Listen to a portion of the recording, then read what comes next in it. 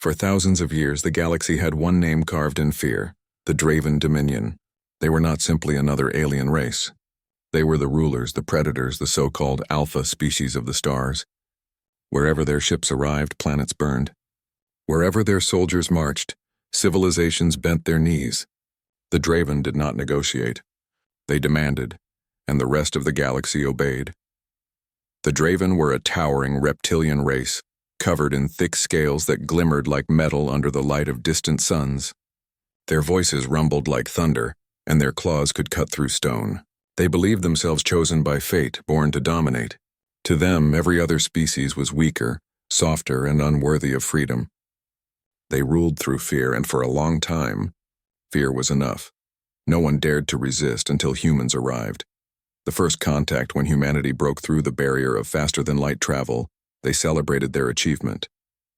For centuries, Earth had dreamed of reaching the stars. Finally, starships carried humans beyond their home system into the wider galaxy.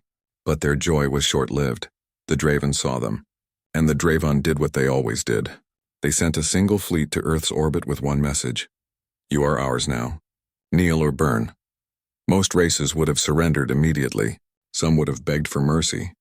But humans were different. Earth had never been united under one government for long, but when threatened by an outside force, something inside them hardened. Humanity refused. The Draven were amused at first. To them, humans were nothing more than soft-skinned primates with fragile bones and short lifespans. Resistance would not last long, they thought. It would be crushed, as it always had been. The war began. The first battles. The Draven's first attacks came against human colonies on the outer rim. These were young settlements with little defense. Draven warships descended, expecting a swift victory, and at first they were right. Colonies fell. Cities were reduced to rubble.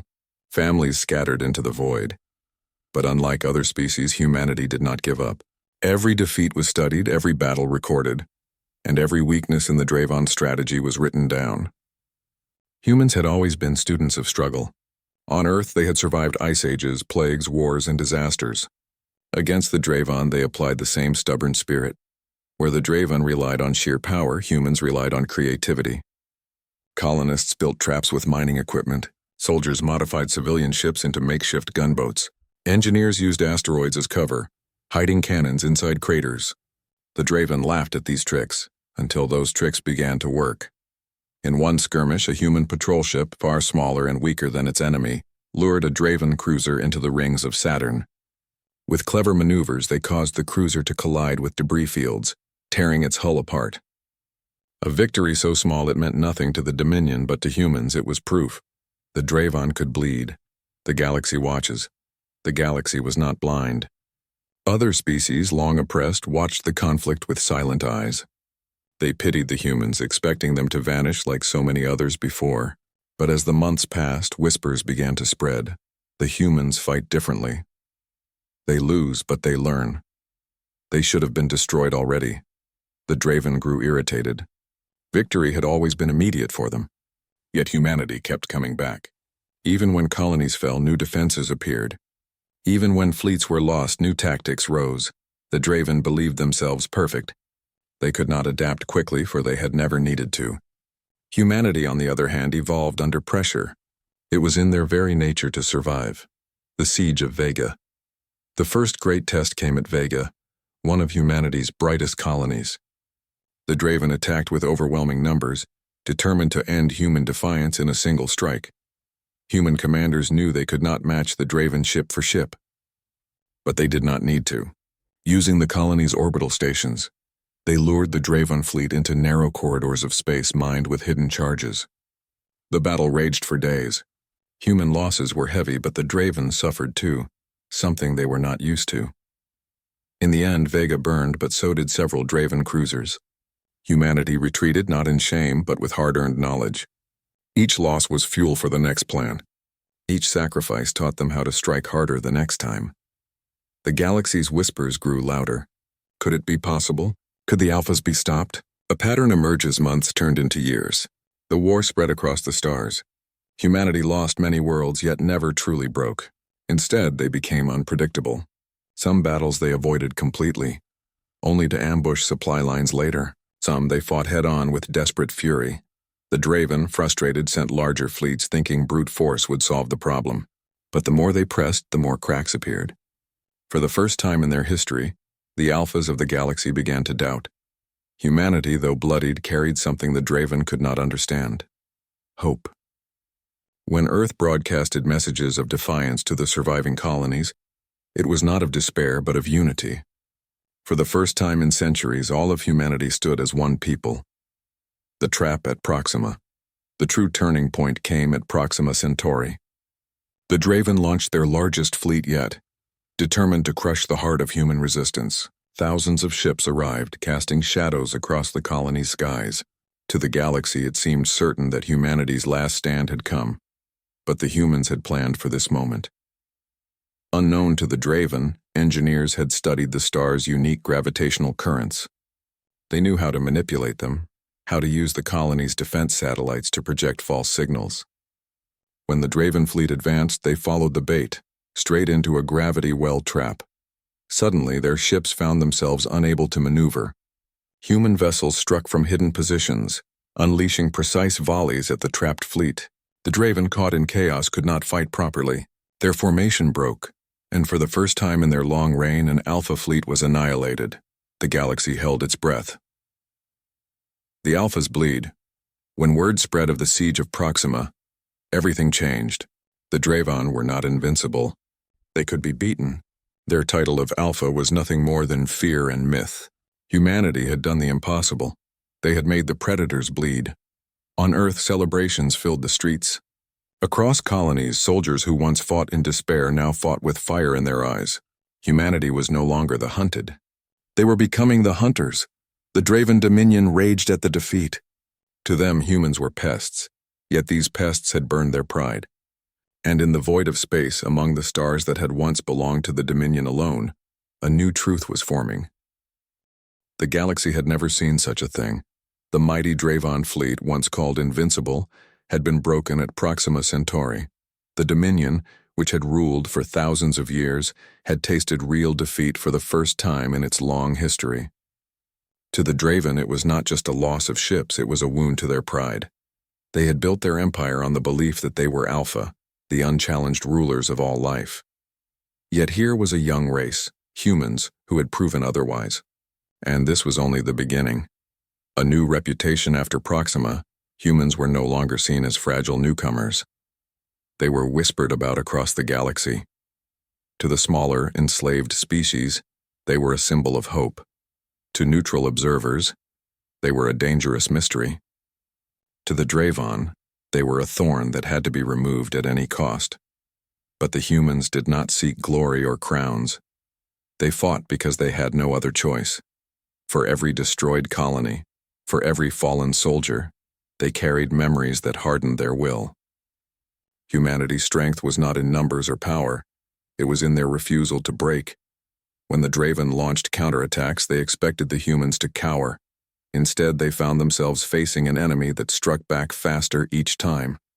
Human fleets moved like shadows, slipping in and out, ambushing supply lines, destroying communication hubs, and vanishing before the Draven could regroup. The Dominion began to falter. Unity in the stars for centuries, humanity had struggled with. Division on Earth, different nations, different ideologies, endless rivalries. But the war with the Draven had changed everything. Humanity had finally united. Earth governments pooled resources, scientists worked side by side, and soldiers from every corner of the planet fought under one banner.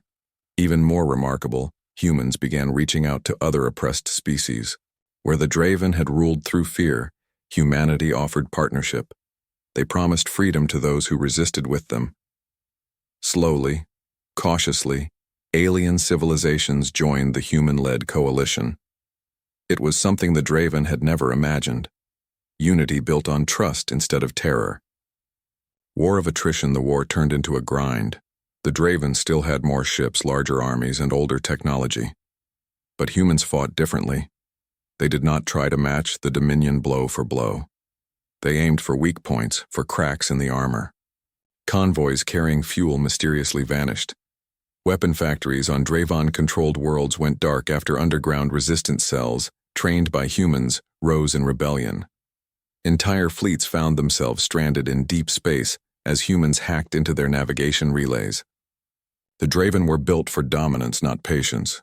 Their commanders demanded swift victories, yet the war dragged on. They had no answer for an enemy that seemed to grow stronger the longer it fought, breaking the myth. The galaxy began to see the Draven for what they truly were. Not gods, not alphas, but tyrants too arrogant to change. Battle after battle, humans proved that the Dominion's so-called perfection was nothing but stagnation. At the Battle of Delta Orion, human fleets coordinated with 3 liberated species. Together, they faced a Draven armada twice their size. The battle lasted for weeks, with neither side willing to retreat. But humans exploited the smallest details: asteroid fields, shifting nebula gases, even the timing of a star's radiation bursts. When the dust settled, the Draven lost again. Their myth of invincibility shattered completely. No one in the galaxy called them Alpha anymore. The final campaign. The Dominion was wounded, but still dangerous. Humanity knew they could not allow the Draven to recover. The Coalition planned one last campaign, to strike at the very heart of the Dominion, the Draven homeworld. It was a dangerous plan. The Draven would defend their home with everything they had, but humans were not seeking endless war. They wanted an end. They wanted freedom, not just for themselves, but for the galaxy. Scientists, engineers, and tacticians worked night and day. They developed a strategy unlike anything the Draven had ever seen. Instead of simply bombarding cities or clashing fleets, the plan aimed at the Dominion's core, the energy system that powered their entire planet and fleet production. If that collapsed, the Dominion would collapse with it. The Battle of Orion's Maw, the Coalition gathered its largest force yet. Human ships stood alongside alien vessels, united in purpose.